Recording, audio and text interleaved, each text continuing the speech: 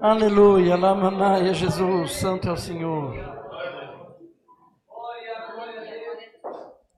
Altíssimo e soberano Deus, Pai de infinita misericórdia, estamos mais uma vez, Senhor, aqui nesse tanque para proceder com o sacramento do batismo, para a irmã Rafaela, o irmão Bruno e todos os outros que o Senhor despertar no coração nessa manhã.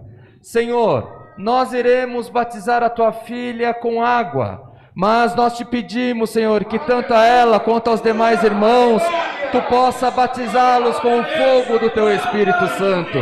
Senhor, abençoe a vida deles, eles estão tomando a decisão de aceitar Jesus como seu único e pessoal Salvador. Onde eles colocarem as mãos, Senhor, coloque as tuas. Onde eles colocarem os pés, coloca os teus primeiro, Senhor.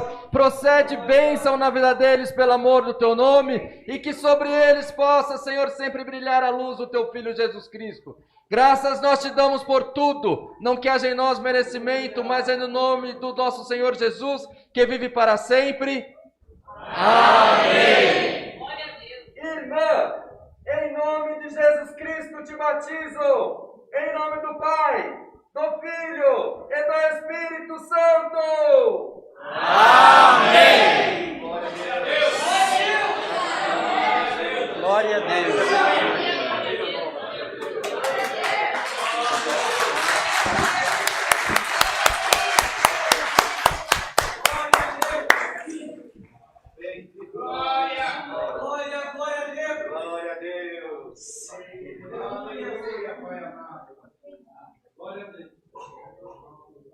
Irmão, em nome de Jesus Cristo te batizo, em nome do Pai, do Filho e do Espírito Santo. Amém.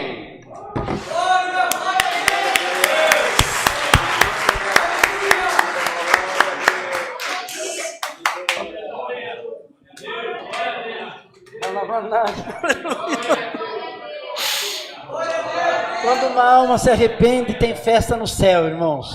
Uma alma. Cuidar de um a um.